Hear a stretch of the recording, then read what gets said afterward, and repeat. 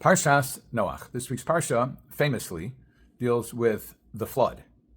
Following that, after a recounting of humanity, there's a description about the Dor HaFlaga, the generation of dispersion. Some say it was just a couple of years after the flood. According to the Medrash, it was 340 years after the flood. In any event, the Torah describes the setup for this divine intervention.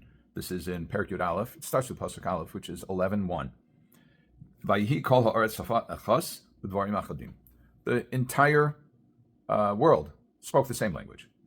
We're skipping a few, and then they say, let's build these building materials, these bricks. Vayomru, and they said, Hava nivneh lanu ir u'migdal. Let us build a city and a tower, v'rosho b'shamayim, and the head of the top of this tower will be all the way in the heavens. V'naseh lanu shem, and we'll make a name for ourselves. Pen nafutz al pnei kol haaretz, lest we be scattered on the face of the earth. Okay, is this a good thing? Is it a bad thing? Well, Rashi asserts that this is a description of a rebellion of mankind against God, that mankind is challenging God and wants to go to where, in their understanding, God is in the Shemayim, and to fight with him. Rashbam says that sounds pretty foolish.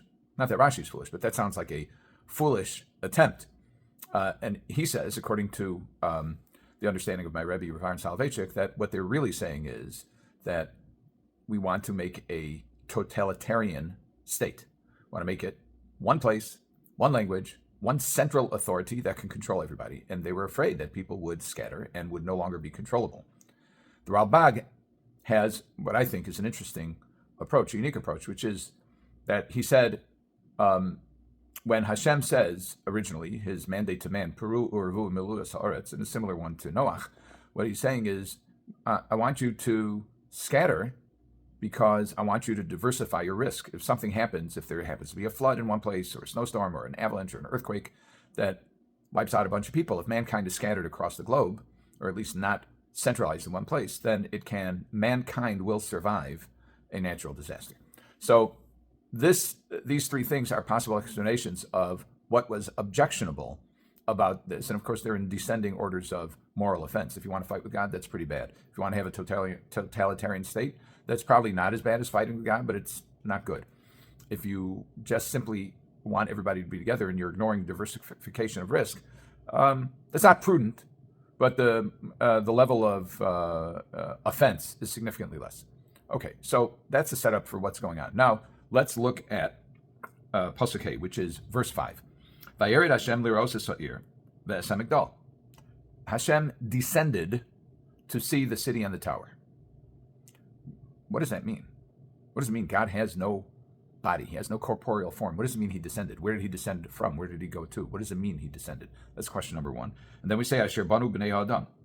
That is, Hashem descended to see the city and the tower, Asher banu b'nei Adam, that the sons of man, or the children of man, descendants of man, have built. Now, the normal way to refer to people is Anoshim. Why does it say Asher banu? Why does it not say Asher banu ha'anoshim? Why does it say b'nei ha'adam? So the Meforshim raised this, and Rashi actually raised it. It's based on Medrash, and Rashi says, observing the somewhat unusual description of human beings as b'nei ha'adam, he says, quoting Medrash, El b'nei mi. Well, who else would they be children of? Shema b'nei chamorim u'gmalim. Are they? Could they possibly be the sons of donkeys and camels? I mean, who else are they going to be sons of? So Rashi says, Ella b'nei Adam harishon. But when it says b'nei ha'adam, the children of the man, they're referring to the children of Adam harishon, Adam, the original man. That's the man. So what is it about identifying these people as the children, the descendants, if you will, of the man, of original Adam? It's to tell you, Adam Rishon shekofar es hatova, he failed to acknowledge the good that Hashem did, and instead he got negative, and he blamed his wife, and he blamed God. He said, "Ha'isha asher nosati imodi, the woman who you gave me, it's your fault," he says to God. So these people, rather than following Hashem's mandate, which is fill up the world, spread out. Instead, they're concentrating because they want to either be arrogant and establish a name for themselves, or they want to rebel against God, or they want a totalitarian state, or they simply don't want to diversify, or they haven't thought about diversifying the risk.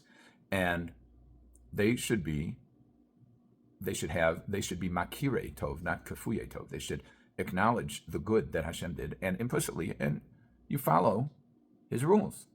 So B'nai Ha'adam is an allusion to failing to follow God's mandate because you failed to acknowledge the good that God did for you. Okay, now let's go back to Vayered. Here it says, Vayered Hashem l'rosh ha'ir. Hashem went down. He descended to see the city and the tower. So what does that mean? What does it mean he went down? So the question, as we mentioned earlier, is this seems to be an attribution of a human quality to an infinite being. How does that work? How does it work that an infinite being who, number one, has no body, number two, has no need to go down to see because he's all seeing? There's a pasuk in a verse in Daniel explains God is all seeing. There's nothing that is hidden from him. So what does he need to go down for? So some of the Meforshim say that the Netziv, for example, says that the act of going down, as that word is described in the Chumash, is an act of revealing himself in some way, and that's a consequence of Hashem's intervening in man's affairs, in history. So that would be what we call hashgacha pratis, which is divine providence. And in a sense, this Yerida, this going down, implies something of a sullying of the hands, as it were. The Yalkut Shimoni actually says that the verb Yerida appears 10 times in Tanakh to describe an action of God, and it doesn't always mean the same thing. For example, Vayered Hashem ba'anan, Vayisat Sevim Moshe. We said this numerous times during Aseret Shemei Tshuva, and in Kippur, Hashem descended in a cloud. There, it means something else. But it does imply, as the Netziv and others say, it does imply a revelation, and that's based on an understanding of the Yalkut Shimoni and the Avos Rab Nosson, which are very old texts. And Rashi says, and this is based on Medrash in Tanchuma, we're going to explore the actual language of Medrash, but Rashi says, L'lamed l'dayonim, there's a lesson here. It teaches judges, Shelo yarshios nidon ad sheyiru v'yavinu. They should not convict or hold someone liable until they have seen and understood. So there's a certain limited scope to this, but what it means is don't judge. If you're a judge, don't judge and issue a final ruling until you've seen the evidence yourself. Don't just rely on other people. The actual language of the Tanchuma, from which we assume, at least the annotators assume Rashi gets this from, is a bit more expansive. It's not limited to dayanim, it's not limited to judges, but rather, l'lamed labrios, shelo ligmor sadin, v'shelo lomar davor, ma shelo ro'in, to tell, this is a lesson. In other words, this language of Yerida is unusual, and it could lead to raised eyebrows about how can we describe a physical attribute and an apparent need to see something that requires a shift in position in order to get a better perspective. That's not what it's referring to when it's talking about God. But it's using this phrasing, according to the Medrash, the Torah is using this phrasing to teach a lesson by allusion, which is don't issue judgment. Don't judge something until you've had the opportunity to see the facts yourself. And if someone tells you something, don't assume that it's true if you have the opportunity to check it out yourself.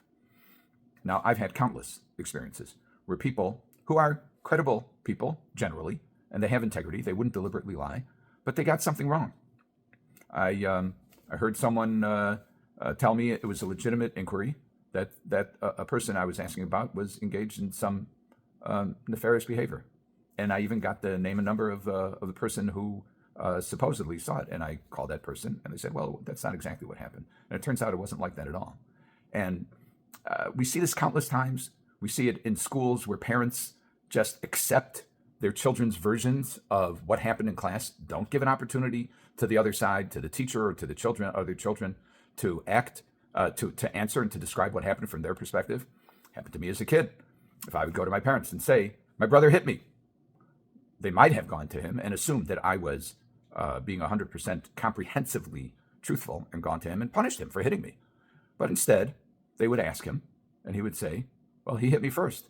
Or he hit me and I had to defend myself, so I punched him in the face, or whatever it was. He didn't punch me in the face, but you can imagine. So you have to get the full story. And another thing is that you can't ask, when you have a dispute with someone, can't ask for a ruling from an authority, whether it's a rabbi or somebody else, without the other side having an opportunity to present his side of the facts. You may be sincere, but you may also be mistaken. And the story gets refined when you actually look at the original evidence, to the extent that you can. If you can't, you have no choice but to rely on the reporting of people who you assume to be credible. But if you can, then trust but verify. So this is one of the lessons of this verse, this packed verse, about why it is that Hashem, that the Torah is using an unusual word that could raise the risk of somebody reading it and assuming that Hashem in some way had a need to change his position in order to view. No, that's not what's going on. What's going on is that we are being taught that besides the actual issue at hand, there's a meta lesson, shall we say, which is don't accept as fact something that somebody says unless you've had the opportunity to check it out. And the flip side is, and we do this in our law practice all the time, if our client tells us that he paid or that somebody did something wrong, we don't, as a rule, represent that as fact. What we'll say is, my client advises me that you have failed to pay. We don't know. The only thing we know is that somebody told me that. So it's accurate to say somebody told me. It's not necessarily accurate to represent that as truth. We have to be careful with our precision in how we speak and our integrity, so that in all circumstances we speak and represent the truth the way Hashem wants us to. Have a good Shabbos.